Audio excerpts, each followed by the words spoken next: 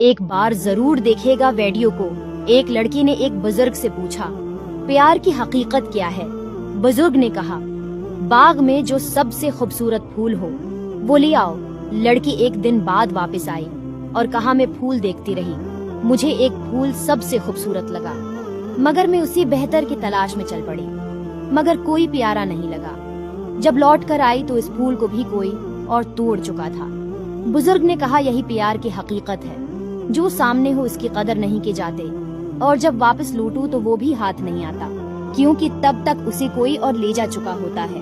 اس لیے میرے کہنا ہے کہ سچا پیار بار بار نہیں ملتا، جو ملتا ہے اس کی قدر کرنا سیکھو۔ بہتر کی تلاش میں اکثر لوگ اسے بھی کھو دیتے ہیں۔